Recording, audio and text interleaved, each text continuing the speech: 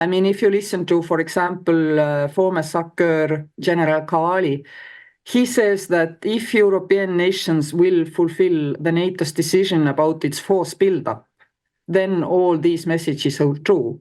Now, the question is how quickly we can reach that point, that we're able to do it. And it is pretty obvious that, I mean, Nordic Baltic countries are rushing forward quicker than the others, spending more than the others, and getting themselves, more ready, I mean, to be able to really make it understood for our adversary on the other side of the Lake Peipus that it's not worth trying here in this corner of Europe, because these are the countries who have exercised their mindset, also their political mindset, as you can hear from Minister Tsahkna, that, I mean, we may need to act very, very quickly. On the other hand, you must not forget that, I mean, we are not alone. We have French troops, British troops in Tapa, which is 100 kilometers from Russian border. And it's a numerous amount of soldiers, clear messaging to Russia that not worth a try. Yeah, that was actually, Madam President, my next question. Do you feel like NATO today is like one for all and all for one? This approach, do you feel safe in terms of a possible somehow Russian aggressions against your country? The troops of our British and French and other allies have been posted to Estonia in full knowledge that in Estonian law, if we come under aggression, we do not first call Brussels and start discussing, I mean, what to do next, but we will fight. And they are under the command of 1st Estonian Brigade, Infantry Brigade. So basically, I mean, it's kind of a foregone conclusion that if Russia attacks, then our allies will be fighting side by side with us. And this is what is, I mean, deterring Russia, because they knew there will be no time for discussions in Brussels because it will already be a foregone conclusion. Everybody knows that in NATO, everybody knows that also in Brussels. But of course, I mean, the political messaging and listening to generals can be quite different. And luckily, I also have the chance to hear what is General Grinkevich saying, what other generals in NATO saying, our own generals. They are doing very practical things, very practical preparations to be ready to deter and, if absolutely necessary, to defend. And they are keeping this vector going in the same direction all through these 4 years, despite kind of political fluctuations. So this is what actually gives me the courage to think that the deterrence is really not failing us. Yeah, you're right, because when I'm opening what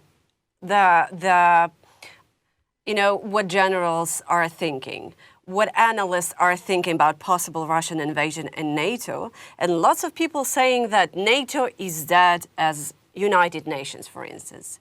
And then some people are saying NATO as strong as never been before. And sometimes I'm thinking, like, where are we? Where is the truth? Yeah, I mean, that's how I explained to you. I mean, mechanically, it has now been built into NATO because of the EFP presence in the Baltic states, that this is where we are. I mean, practically, if Russia attacks, there is no way of avoiding a conflict between NATO and Russia. And therefore, Russia probably will not attack because Russians know this very well as well. And of course, I mean, political messaging for nations which do not maybe feel comfortable with this truth is different than the military preparations are. And I believe that has always been this way in the world. But nowadays, where everything is so open, so transparent, and we know probably much more of NATO's force planning than we would have known during the Cold War, this is the state of play where we have to openly discuss these different feelings in political circles and in military circles. Estonia has taken some of the toughest measures in Europe regarding Russian citizens and especially former military personnel. Where, in your view, is this line between necessary state security and collective responsibility toward Russians as a society? Well, basically, you being Russian has nothing to do with it. I mean, you may be also a citizen of whatever country. If you have fought on the Russian side, I think you are a security risk. And we believe that taking sharp and smart measures when this issue starts to kind of rise to the fore, because many soldiers are leaving the front, going back to the civilian life.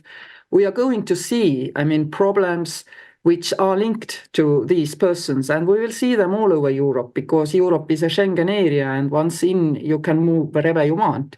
So having an open and honest discussion, what risks, these persons pose for our societies is a valid discussion to have. And of course, Nordic and Baltic countries have never been shy of having these discussions. Whether Estonia is harsher, I don't know. Our borders crossings are still one of the very few at the NATO's eastern front which are open to travel between Russia and Schengen space. Our Nordic neighbors have closed the borders quite a long time ago. So I think, we are doing what is necessary for our safety and security, each and every country, depending on where Russians try to kind of create chaos and problems for different countries. Reactions have to be proportionate, and they have to be measured to the problem you are facing. Yesterday I was reading an analytical article, and I have a question for you. For decades, there has been a certain Western fascination with the great Russia, with its scale, with its culture and geopolitical weight. And today we sometimes, see similar narratives emerging about China even. So why do Western societies, from your perspective, keep falling into this attraction of Russia to authoritarian great powers? Well, I do think that this is less of a problem. More of a problem is that so many Russians, even Russian dissidents, believe in Russian supremacy.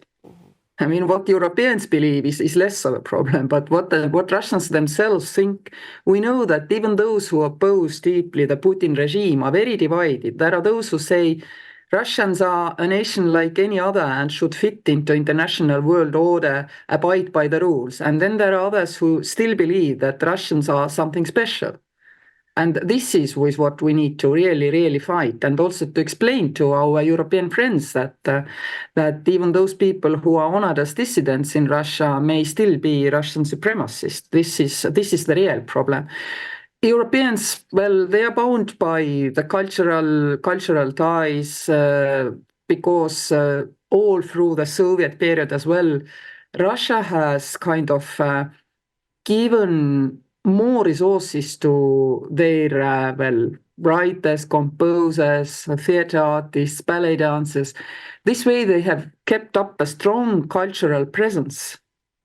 And this has kind of strategic communication power in Europe. This is what is the true soft power. And we know that in the Soviet time, many people cooperated with the Soviets, even writing plays and stories which would suit the Communist Party's worldview, because for that they got apartments and they got a nice life. So we know how, Russia works in this context. And of course, in this kind of cultural incubator, it is ongoing that you put out really, valuable culture, which the other side in Europe, European culture circles to realize as adding value to European culture. So this is this real demonstration of soft power, I believe. Madam President, at the beginning you said about the American president team approach in the negotiation process. Like the way the American president admire dictator Putin and definitely wants Ukraine to make concessions, but not Russia, do you think that's a temporary approach in all this negotiation process? I don't think he admires Putin. I think he tries every tool in his toolbox, which he has. One of them is flattery. He's trying to kind of make Russians to come behind the tables, using every mean he has.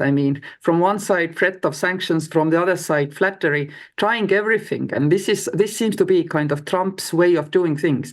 He tries everything, conventional and unconventional, in order to achieve his ends. And his ends is ending the war. Unfortunately, of course, putting Ukraine in the position where Ukraine finds it very difficult to refuse concessions. maybe sometimes feeling easy. And this is where it is extremely important that the European support for Ukraine remains at that level that Ukraine can make all these decisions for itself without feeling that they had no other choice. And this is what we are adamant about. And here I have to say, Europe is standing quite united and is trying to help any way what it can.